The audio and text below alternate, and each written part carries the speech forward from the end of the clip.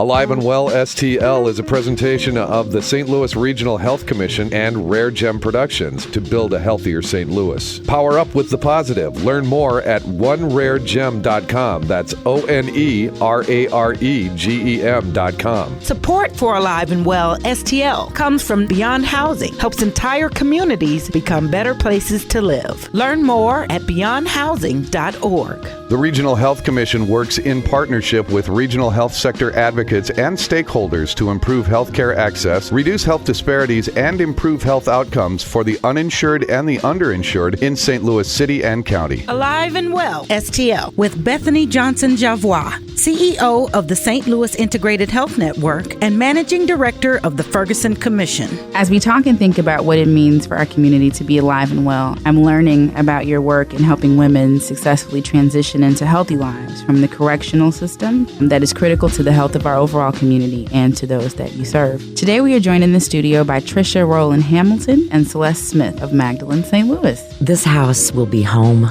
to between 9 and 11 women who have experienced significant trauma in their lives. They have histories of early childhood sexual abuse, drug addiction, substance abuse, prostitution, violence, and life on the streets. And this is a place that they'll call home. Part of what we believe is that what makes the Magdalene model different is community.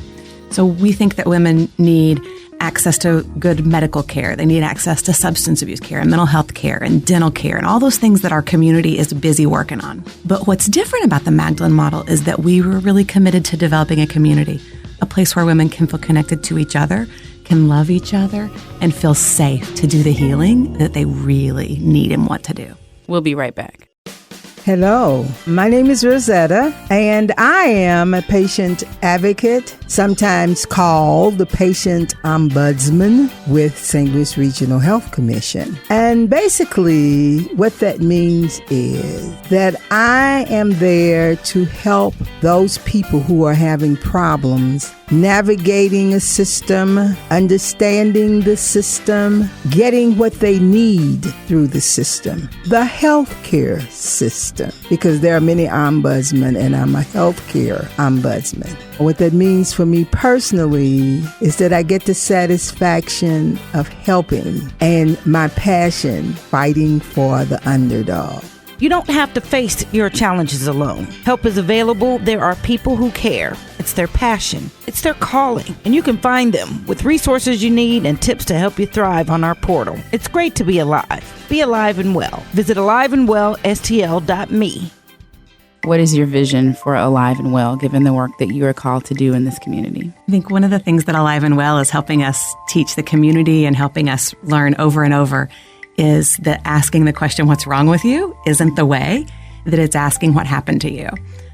And so we practice that in our work sort of day to day microscopically, and then hope to repeat that over and over again in the community. So when we are talking with our women, we know it's about what happened to you. What did she survive? What did she live through? What are all the ways that she has been hurt? And then how do we do that differently? How do we show her love and respect and trust and help her believe that when we say that we're going to do something, that we're going to do it? And when we ask her what she wants, that we care and we listen.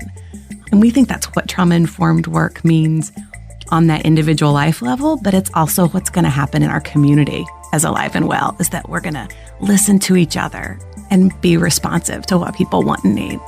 Alive and Well STL. Hello, and thank you for joining us today. I am Bethany Johnson-Javois, host of Alive and Well STL and Managing Director of the Ferguson Commission. Today we are joined in the studio by Tricia Roland-Hamilton, Executive Director of Magdalene St. Louis, and Celeste Smith, Program Director of Magdalene St. Louis. Thank you for joining today. Thank you for having us.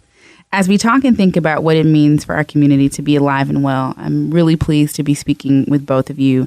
I'm learning about your work in helping women successfully transition into healthy lives from the correctional system that is critical to the health of our overall community and to those that you serve. We're very eager to jump right in today. So before we get started, I'm hearing that there's some good news already that you need to share with the community about Magdalene House. Tell us about your efforts. Well, we'll talk about the house first then. We purchased our house a year ago this month and started renovations in October. We're doing a $700,000 renovation to a home in Old North St. Louis, about a block and a half from Crown Candy Kitchen. We are about 6 weeks away from opening our doors, so the finishing touches are happening as we speak. And what's the purpose of the house? What will it bring to the community? This house will be home to between 9 and 11 women who have experienced significant trauma in their lives. They have histories of early childhood sexual abuse, drug addiction, substance abuse, prostitution, violence, and life on the streets. And this is a place that they'll call home. You've talked about it being home and not a house. So what are the elements, and I'll ask it to either of you, that make this house a home for women who will be coming through those doors? Part of what we believe is that what makes the Magdalene model different is community. So we think that women need access to good medical care. They need access to substance abuse care and mental health care and dental care and all those things that our community is busy working on. But what's different about the Magdalene model is that we were really committed to developing a community, a place where women can feel connected to each other, can love each other, and feel safe to do the healing that they really need and want to do. So the name of this show and this movement is Alive and Well, as you know. And when I think about your clients who must have had, and you've already outlined a bit about traumatic experiences, what do you find is the hope in really creating a path to Alive and Well? We're based on a model out of Nashville that's been around for about 18 years now. They have successfully graduated more than 150 women from their program.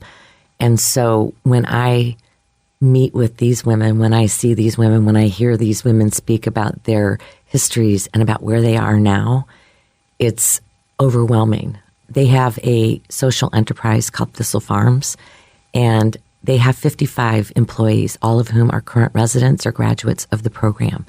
Every component of this company, which did $1 million in sales last year, every component of the company is run by a graduate of the Magdalene program.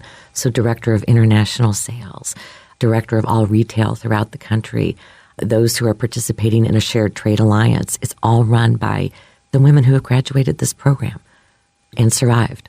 And part of what we think that means is that as folks develop some security in their basic needs, that they have shelter and food and good healthcare and services, they also have that connection to community, to folks who care about them, that wonder where they're going to bed at night and if they're waking up safe in the morning. And as that support system nurtures them, they grow to be healthier physically and emotionally, and they're able to be contributing members of society in a way that's far more than folks who aren't reoffending. That's folks who are really giving back and helping our community be a place that's nurturing and safe for the next folks coming off the street. So based on what you've seen in Nashville, what kind of optimism or creativity does that give you in terms of what you think Magdalene St. Louis will be looking like? The success rate for women who are clean, sober, and living productive lives after 2.5 years is just over 70%, which is almost unheard of, especially when you're talking about addictions to heroin and crack and the trauma histories that these women have survived. So that gives us great hope, and it gives many communities across the country great hope. There are several cities in our country who are replicating this model as we speak. In fact, we had visitors yesterday from Memphis who are trying to replicate the model there. So we're doing all we can to help other communities embrace this model and bring the model to their homes and their towns. You just talked about having to kind of inform and connect with the neighbors around the house as well. So not only are you talking to and touching base with and changing the hearts and minds of those that will come to your home, but also the community. Can you talk about what that process has been like? How difficult, how easy, how it's evolving? I'd love to know more about that.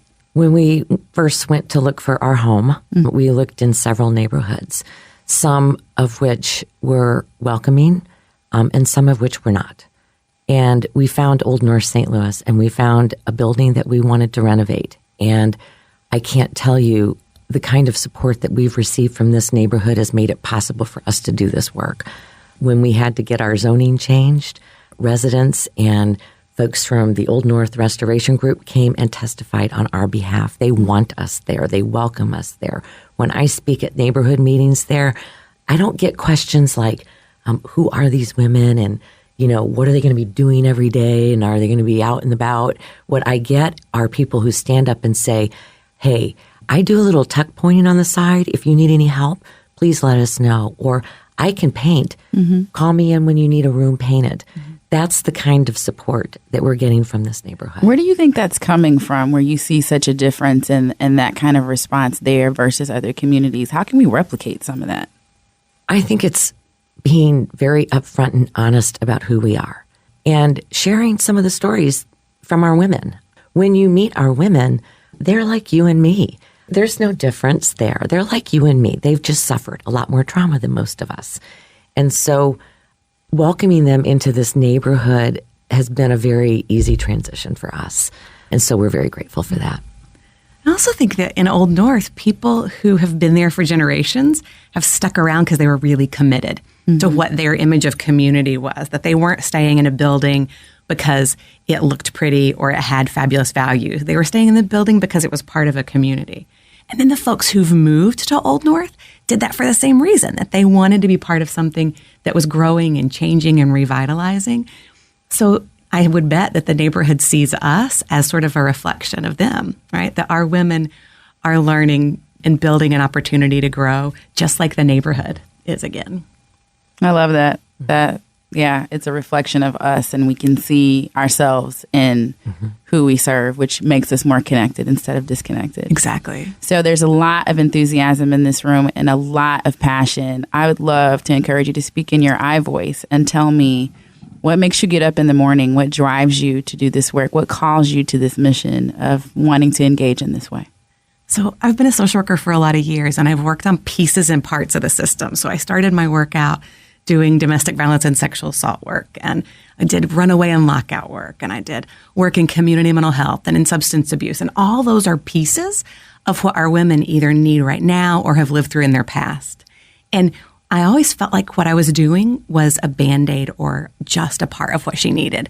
And Magdalene is the first model that I've seen that was really enough, that pulled all of that together and saw people as really whole beings. And we believe that love is the most transformative force for social change in the universe. And to be able to get up every morning and say, I believe that love heals, is pretty amazing. When I first started hearing the stories of the women in Magdalene and Nashville 3.5 years ago, it hurt my heart. I come from a bit of trauma myself early on in life, and I saw myself in them. And I was able to overcome. I had a support network, and these women don't. We are their support network. I also spent 13 years in the U.S. Attorney's Office, sort of on the other side of the system, and always believed in restorative justice as opposed to, continuing to lock people up over and over and over again. When you look at our women who have, on average, 70, 80 arrests on their record, something in our system is not working. This doesn't work.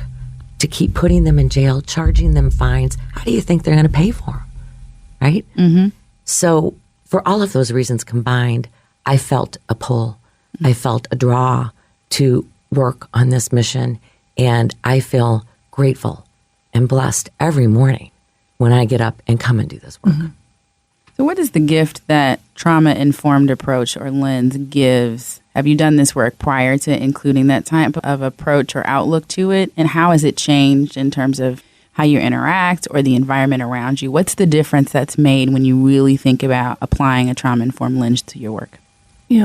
We started learning about the model in Nashville. And when they started, they weren't speaking trauma-informed language, but they were doing trauma-informed work. They just didn't name it that. And through the years, they've worked on naming what the trauma-informed work is and what the histories of childhood physical and sexual abuse were for 100% of the women who came through their program. So they really educated us from the beginning on what women's backgrounds were and why it was connected like that. I think the language of trauma-informed helps us explain in a really efficient way to the rest of the world what it is that we're talking about. To be able to give me an example of the naming. What does it look like, or how does it work? So to be able to say we are more interested in what happened to folks than what's wrong with them, that clear, simple sentence really changes the way people think.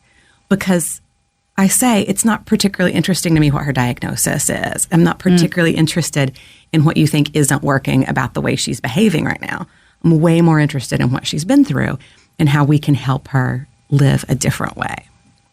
One of the things that I hear repeatedly when I talk to the women who are either currently incarcerated or that we're interviewing in jail right now is, I'm not worthy. And so addressing that shame and that feeling of not being worthy, of being cared for, of being loved, is something that we are challenged with every day. Just yesterday, I spoke to a woman who's currently incarcerated at Chillicothe, and she cried. We talk to her every week, and yesterday she said, I just don't feel worthy of what you're going to be doing for us. And for us, it's about reinforcing that you are worthy. You're worthy, and we love you. And I wonder how long it's been since she's heard that message. Never in her life. So I'm curious to know, is there significance in the word Magdalene in terms of Magdalene House? Is there a meaning behind that? So I think that the story of Magdalene is about a woman who people put shame upon, and she moved through that shame in relationship. It makes me teary as I say it. So that we build a community that's about relationship and about moving past shame into honor and respect and love. So I think that's the significance. Yeah. And people spoke up when she couldn't and defended when she couldn't until she could. And that, it's enough to make me teary as well. Absolutely. Is there anything in particular, I'm thinking about two audiences, one who will hear this story and feel it's very touchy-feely and emotional, which is nothing wrong with that. But how do you prove impact and prove outcomes to the audience who would like to look at your financials and look at the data? Do you collect data, or how does that work in your world? So our movement is on a journey to understand how we measure that. What we know is that we save the taxpayers hundreds of thousands of dollars for every woman who's able to come out of an institution, and with 2 years of pretty minimal cost support that we provide her housing and intensive case management. We also provide community, but community is effectively free, right? Community is about how we choose to treat each other. So what our costs are about the housing itself and about the intensive case management. From there, she's able to be independent for the whole rest of her life. And that's what Nashville has seen over and over again, is a short-term investment of 2 years has unmanageable outcomes that people over and over again are able to be more independent, to be more successful, to be more engaged in every aspect of community life. Is there space for those women to come back post 2 years to connect or to continue to have and develop community, or what happens post 2 years? There's an expectation. So women, the day they come in the door, are considered a sister for life. So folks who complete the 2 years are called graduates, and those graduates we need to come back. They can come back once a year if they live out of town and meet the new women and be nice and supportive. If they live in town, maybe they're at the house once a week for group. Maybe they're at the house more often. Maybe they're involved in the social enterprise, and the women who are working their 2 years see them daily. But that connection to people who have been successful and know what it means to be a survivor is really important. Now, I think one of the things that I'd like for people to understand is that when women come to us, they've had no job training, very, very little education. So when they come out of the system over and over again, they turn to what they know, which puts them back into the system. So what we're able to offer is education. If a woman wishes to pursue a college education, we're in a position to be able to help her do that, to provide job training so that they don't have to go back to doing what they did in order to survive before. And I think that's a really important thing to acknowledge because, again, I'll go back to arresting, locking up, and then turning them out on the street so that they can reoffend because they don't know anything differently is not working in our system. The entire system needs to change, and we're working on those aspects as well. We've got to stop treating these women as criminals. They are victims. Are there opportunities for you to take the information that you learn to do advocacy work on their behalf that does change systems and policy? Yes. In fact, currently we're working with the mayor's office and the city councilor's office to rethink how we're approaching prostitution in our city, to acknowledge that these arrests don't work. Running them through the system doesn't work. And also to say, what about the guys? What about the men involved? What about these purchasers? And what we've come to learn is that while pimps can be very violent, more violence occurs to these women by the purchasers, the Johns, the purchasers of sex, who think that by handing over that money, they are entitled to do anything they want to these women's bodies. And so we're trying to change that mentality. Let's go after the demand. Let's provide services to the women. So that's what we're working on right now. Wow. So is there any opportunity to do interventions at some point, not right now because the house just got built, I get that, but at some point in terms of systems change to prevent the need to have the inflow of women to come to Magdalene House? What is your strategy? You've talked a little bit about it, but kind of what is that 3, 4, or 5-pronged approach that you're maybe seeing happening in Nashville that we can replicate here for systems change? So some of the things that Nashville's doing is Magdalene on the inside. So going into jails and prisons and starting this conversation about empowerment and community with women who are currently incarcerated. We think that gives those women an opportunity to come back out and be less likely to reoffend, even if they're not living in the home. So that's one thing that might be on the table later on. Another thing is a John School. So if we were to be interested in demand, we could have a John School for folks who get arrested. They could come to the John School of Station Adjustment, and in part of that program, they learn what are the consequences, that this is not a victimless crime, that this actually is someone who's a survivor of really terrible abuse and neglect, and that they're part of that abuse, and that paying for sex is not a voluntary act. I say all the time that I've never met an 8-year-old girl who says, I want to grow up to be a prostitute. And helping men understand that what they're doing just perpetuates this cycle of victimhood. And so we think it could be a really amazing program here, and it's operational in a few other cities. So we've got a model to work with. We're not about shaming these men. That's not what we're about. So when I see a police department throw pictures online of men that they've arrested for soliciting prostitutes, that's not what we're about. I wouldn't want to see pictures of our women online. These are the women who are prostitutes. So it's not about shaming the men. It's about educating them. And in Nashville, in their John School, they have a 5% recidivism rate. Now, could be that these men just aren't getting caught again, but that's pretty significant if you ask me. Absolutely. Another thing that Nashville's doing is starting to work about what child abuse looks like, because child abuse is the root of what happens for our grown women. So being outspoken about child abuse, about neglect, about sexual abuse is part of how we speak to that history and how trauma in childhood affects adults.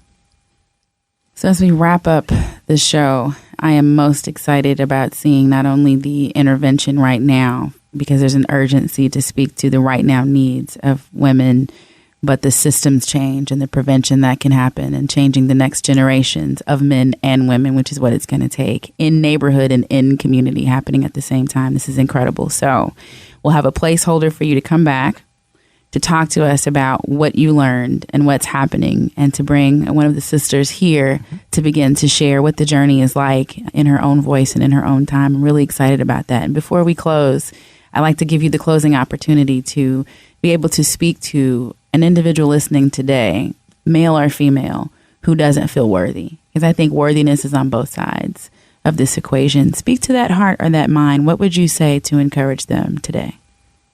So we want to remind you that every single human being has value and worth, and that we live right now in a really broken system that judges people and segregates people and pretends like each of us are differently identified and valued.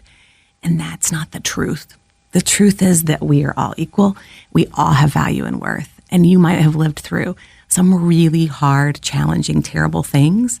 And that means that you even more are worthy of love and support. And you even more deserve to be rolled back into the community and be part of us. Well, with that, we wrap up another session of Alive and Well. Thank you for creating yet another path for our community to become alive and well on the show. And with that, in closing, thank you everyone for joining us for another episode. We look forward to speaking with you again next week. Thank you so much. Alive and Well, STL. We are grateful for your gift of time to this conversation. We encourage you to stay involved and get involved. If you, your family, or your organization is interested in talking about how we better the well-being of the region, sign up for more information, join the conversation, log on to aliveandwellstl.com, and let's build a plan on how we can work together and improve our overall health and become alive and well. The Regional Health Commission with Chief Executive Officer Robert Friend Jr. committed to providing a detailed review of change over the past decade and 14 leading health indicators for the city and county of St. Louis. The first decade review of health status report, an update to building a healthier St. Louis. Discover the narrative, the data, and celebrate the progress already made to improve healthcare access and reduce health disparities in our region. Learn more at stlrhc.org. Alive and Well STL is another positive production of Rare Gem Productions. Thanks for listening.